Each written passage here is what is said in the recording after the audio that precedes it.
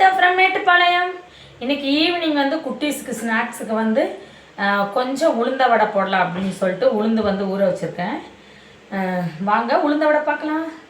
உளுந்து வந்து ஊற வச்சுருக்கேன்.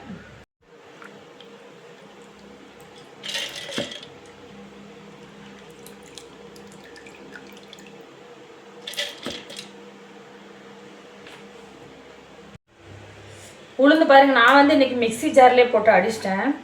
நல்லா சூப்பராக வந்து வந்திருக்கு. ஓகே, இப்போ நம்ம வந்து வடை போட்டுடலாம்.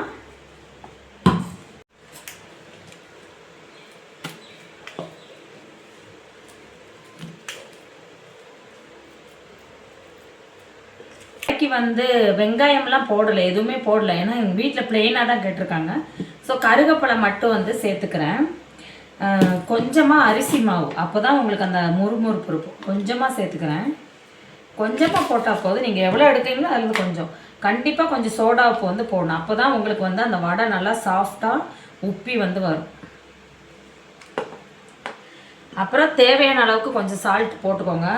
உளுந்துக்கு வந்து நிறைய சால்ட் ஆயிரும், அதனால் தேவையான அளவுக்கு கொஞ்சம் கொஞ்சமாக போட்டுக்கோங்க. இப்போ இந்த மாவு பிசைகிறோம் இல்லையா, இது வந்து நல்லா பிசையணும். அப்போ தான் உங்களுக்கு அந்த உளுந்த வடை வந்து நல்லா சாஃப்டாக வரும். மாவு நம்ம இந்த சோடா உப்பு அப்புறம் உப்பு இதெல்லாம் இந்த மாவு பிசையும் போதே உங்களுக்கு ஒரு சாஃப்ட்னஸ் வரும். உங்களுக்கு இந்த மாதிரி வரணும். அப்போ உங்களுக்கு வந்து அந்த வடை வந்து பார்த்திங்கன்னா நம்ம கடையிலலாம் இருக்கும் இல்லையா, அந்த மாதிரி நான் அந்த உளுந்த வடை வந்து நல்லா வரும். பாருங்கள், நான் மாவு ஆட்டினதுக்கும் இப்போ பாருங்கள் எவ்வளோ இதாக இருக்குன்னு பார்த்தீங்களா. இந்த மாதிரி இந்த சோடாப்பு போட்ட உடனே நம்ம வந்து கொஞ்சமாக சோடா போட்டுக்கோங்க. நிறைய போட்டிங்கன்னா எண்ணெய் அடிக்கும். கொஞ்சமாக தான் போடணும். போட்டுட்டு நாம் வந்து அப்படி எடுக்க நிறைய பேர் சோடா போட மாட்டாங்க, ஆனால் கடையிலலாம் சோடா போட்டு தான் செய்வாங்க. ஓகே, இப்போ மாவு வந்து ரெடி ஆயிடுச்சு. நாம் வந்து இப்போ எண்ணெய் சூடு பண்ணிவிட்டு வடை போட்டுடலாம்.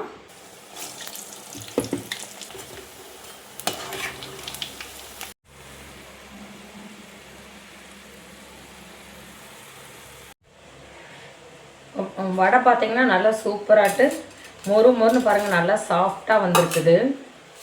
கடையில் செய்கிறது மாதிரியே இருக்குது பாருங்கள். ஸோ நீங்களும் இந்த மாதிரி செஞ்சு பாருங்கள். நம்மளோட வீடியோவுக்கு வந்து ஷேர் பண்ணிடுங்க, லைக் பண்ணிடுங்க, சப்ஸ்கிரைப் பண்ணிடுங்க.